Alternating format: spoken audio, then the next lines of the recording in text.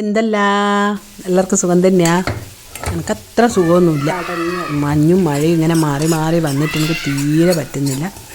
അപ്പോൾ അന്നേരം ഞാൻ വിചാരിച്ചൊരു മുതിര കൊണ്ടൊരു ഉപ്പേരിയും ഒരു രസവും. എന്തായാലും ഉച്ചക്കത്തെ ചോറിന് അതാ നല്ലൊരു കോമ്പിനേഷനുമാണ്. നല്ല തൊണ്ടക്കും ജലദോഷത്തിനുള്ള നല്ലൊരു ആശ്വാസം ഉണ്ടാവും. അപ്പോൾ അതിനെന്തെല്ലാം വേണ്ടതെന്ന് നോക്കാം. എങ്ങനെയാണ് ഉണ്ടാക്കുന്നതെന്ന് നോക്കിയിട്ട് വേഗം വരാം. അപ്പം അതിനായിട്ട് ഒരു കപ്പ് മുതിര എടുത്തിട്ടുണ്ട്. ഇതിൽ എന്തായാലും കല്ലുണ്ടാവും. ഒന്നുകിൽ പെറുക്കി മാറ്റണം, ഇല്ലെങ്കിൽ നല്ലോണം അരിച്ചെടുക്കണം കേട്ടോ. ഞാനിപ്പോൾ ഇത് കഴുകിയിട്ട് അരിച്ചെടുക്കുന്നുണ്ട്. അരിച്ചെടുത്ത് വെച്ചിട്ടുണ്ട്. ഇതിലേക്ക് 4 കപ്പ് വെള്ളം ഒഴിച്ചിട്ട് നമുക്ക് അടുപ്പത്ത് വെച്ച് വേവിക്കണം. 4 കപ്പ് വെള്ളം എന്തിനാണെന്ന് വെച്ചാൽ ഈ മുതിരേൻ്റെ വെള്ളം നമുക്ക് രസം വെക്കേണ്ടിയിട്ടാണ്. അപ്പം 4 കപ്പ് വെള്ളം ഒഴിച്ച് അടുപ്പത്ത് വെച്ചിട്ടുണ്ട്. അതിലേക്ക് 5 തക്കാളിയും 1 പച്ചമുളകും ഞാൻ ഇട്ട് കൊടുക്കുന്നത്. 5 തക്കാളി ചെറുതായതുകൊണ്ട് 5 ഇടുന്നത്. വലുതാണെങ്കിൽ നിങ്ങളൊരു 3 ഇട്ടാൽ മതി കേട്ടോ. പിന്നെ 1 പച്ചമുളക്. എനിക്ക് എരിവ് കുറവാണ്, അതുകൊണ്ടാണ് 1 ഇട്ടത്. നിങ്ങൾ വേണേൽ 2 3 ഇട്ടോളൂ, എന്നാലേ നല്ല എരിവ് ഉണ്ടാവുക. ഇതിനി മൂടി വെച്ചിട്ട് ഒരു 5 വിസിൽ വരുന്നത് വരെ മീഡിയം ഫ്ലെയിമിലിട്ട് അടന്ന് വേവട്ടെ. അപ്പോഴത്തേക്ക് ബാക്കിയുള്ള റെഡിയാക്കാം. ഇനി ഒരു മസാല ഉണ്ടാക്കണം. ഒരു 3 മുളകും 1/4 ടീസ്പൂൺ ജീരകവും 1 ടീസ്പൂൺ മല്ലി, പച്ചക്കൊത്തമല്ലിയാണേ. ഇതൊന്ന് മിക്സി ജാറിലിട്ടൊന്ന് ക്രഷ് ചെയ്തെടുക്കാം. അതവിടെ നിൽക്കട്ടെ. കണ്ടോ, ഇതുപോലെ അരച്ചാൽ മതി. അതൊരു ഭാഗത്തിരിക്കട്ടെ. കുക്കർ എന്തായി നോക്കാം. അതാ വിസിലെല്ലാം ഇറങ്ങിയിട്ടുണ്ട്. ഇനി ഇതിലേക്ക് നമുക്കൊരു വേറൊരു പാത്രത്തിലേക്ക് 3 തക്കാളിയും മാറ്റിയിട്ടുണ്ട്. ബാക്കി വെള്ളവും ഈ പരിപ്പില്ലാത്തുള്ള വെള്ളമെല്ലാം ഇങ്ങോട്ട് മാറ്റിന്. കുറച്ച് പരിപ്പൊന്നും ഇങ്ങോട്ട് ആയിപ്പോയാലൊന്നും സാരമില്ല കേട്ടോ, ഒന്നും വിഷയമല്ല. അതങ്ങോട്ട് നോട്ടെ. ഇനി ഇതിലേക്ക് 1 നെല്ലിക്ക സൈസ് പുളിയും ഇട്ടിട്ട് ആ വെള്ളം ഒരു ഭാഗത്തിരിക്കട്ടെ. അത് കുതിർന്നോട്ടെ. അപ്പോഴത്തേക്ക് നമുക്ക് ഒരു താളിക്കാൻ വേണ്ടി ഒരു ചീനച്ചട്ടി വെച്ചിട്ടുണ്ട്. അതിലേക്ക് 1 ടേബിൾ സ്പൂൺ വെളിച്ചെണ്ണ ഒഴിച്ച് 1/2 ടീസ്പൂൺ കടുക് ഇട്ട് കൊടുത്തിട്ടുണ്ട്. ഇനി ഇതിലേക്ക് ഒരു 15 ചെറിയുള്ളി അരിഞ്ഞതും 5 വെളുത്തുള്ളി നല്ലോണം ഒന്ന് വാടിയതിന് ശേഷം കുറച്ച് കറിവേപ്പില ഇട്ട് കൊടുക്കാം. കറിവേപ്പില ഇട്ടിട്ട് നല്ലോണം ഒന്ന് വാടിക്കോട്ടെ. നല്ലോണം വാടിയതിന് ശേഷം നമ്മൾ മിക്സിയിൽ അരച്ച് വെച്ചിട്ടില്ലേ, ആ പൗഡർ ഇട്ട് കൊടുക്കുക. നല്ലോണം വാടിക്കോട്ടെ. ആ പൊടി ഇട്ടിട്ട് ഇനി നല്ലോണം ഈ മല്ലി, പച്ചക്കൊത്തമല്ലിയല്ലേ, ജീരകമെല്ലാം അതെല്ലാം ഒന്ന് മൂക്കണം. നല്ലോണം മൂത്തതിന് ശേഷം നമ്മൾ കുക്കറിലേക്ക് ഇട്ട് കൊടുക്കാം. കണ്ടോ, കുക്കറിൽ നോക്ക് നല്ലോണം വെന്തിട്ടുണ്ട്. കണ്ടോ മുതിര.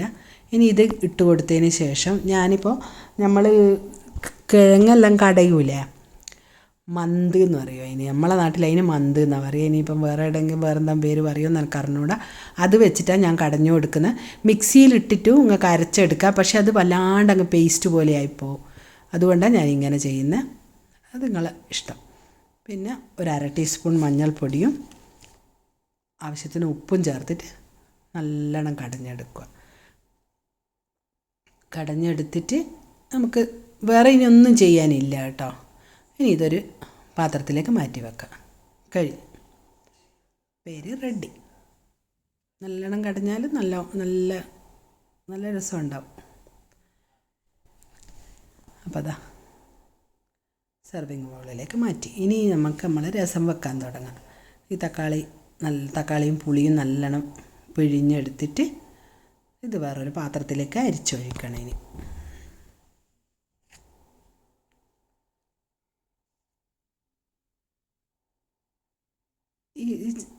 ഈ ചണ്ടി ഇനി എടുക്കണ്ട കേട്ടോ, അത് അതിലിടണമെന്നൊന്നുമില്ല. ഈ പാത്രത്തിലേക്ക് ആവശ്യത്തിന് മഞ്ഞൾപ്പൊടി, 1/2 ടീസ്പൂൺ മഞ്ഞൾപ്പൊടിയും പിന്നെ കുറച്ച് മല്ലിയില ഇട്ടിട്ട് അത് മാറ്റി വെച്ചിട്ടുണ്ട്. പിന്നെ ഒരു മിക്സി ജാറിലേക്ക് 1 ടീസ്പൂൺ ജീരകവും 1 ടീസ്പൂൺ കുരുമുളകും കുറച്ച് വെളുത്തുള്ളിയും കൂടി ഒന്ന് ക്രഷ് ചെയ്തെടുത്തിട്ട് അതും നമുക്ക് ഈ വെള്ളത്തിലേക്ക് തന്നെ ഇട്ട് കൊടുക്കാം. അതിൽ തന്നെ ഇട്ടിട്ട് ഇപ്പം വേണമെങ്കിൽ നിങ്ങൾക്ക് പെരുങ്കായോ ഉപ്പെല്ലാം ഇതിൽ തന്നെ ഇടാം കേട്ടോ. ഞാനിപ്പോൾ ഇടുന്നില്ല, ഞാൻ അടുപ്പത്താണ് ഇട്ട് കൊടുക്കുന്നത്. നിങ്ങൾ വെള്ളം മതിയായിട്ടില്ലെങ്കിൽ പിന്നെയും കുറച്ച് വെള്ളം ഒഴിച്ചു കൊടുക്കാം. ആവശ്യത്തിന് നിങ്ങൾക്ക് എത്ര രസം വേണോ അതിനനുസരിച്ചുള്ള വെള്ളം ഒഴിച്ചു കൊടുക്കാം. പിന്നെ ചീനച്ചട്ടി ചൂടാകുമ്പം 1 ടേബിൾ സ്പൂൺ വെളിച്ചെണ്ണയും ഒരു അര ടീസ്പൂൺ കടുകും പൊട്ടിയതിന് ശേഷം കറിവേപ്പിലയും ഇട്ട് കൊടുത്തിട്ട് 2 മുളകും ഇട്ട് കൊടുക്കാം. പിന്നെ ഒരു 2-3 ചെറിയുള്ളി ഇറന്നത് ഇട്ടിട്ട് നല്ലോണം ഒന്ന് മൂത്തോട്ടെ. അയ്യോ സോറി ഞാൻ എന്നോട് ഉഴുന്ന് പരിപ്പിടുക മറന്നുപോയി. ഉഴുന്ന് പരിപ്പിട്ടിട്ടില്ലെങ്കിൽ ഈ രസത്തിനൊരു ടേസ്റ്റ് ഉണ്ടാവില്ല എന്നല്ല, അതിന് ശരിക്കും ഒരു മണം, നല്ലൊരു മണം കൊടുക്കുക ഈ ഉഴുന്ന് പരിപ്പ. അതൊന്ന് നല്ലോണം ഒന്ന് ചുവന്നാൽ മതി. ചുവക്കുന്നവരെ ഇങ്ങനെ മാറ്റി കൊടുത്താൽ ഒരു പ്രശ്നവുമില്ല കേട്ടോ.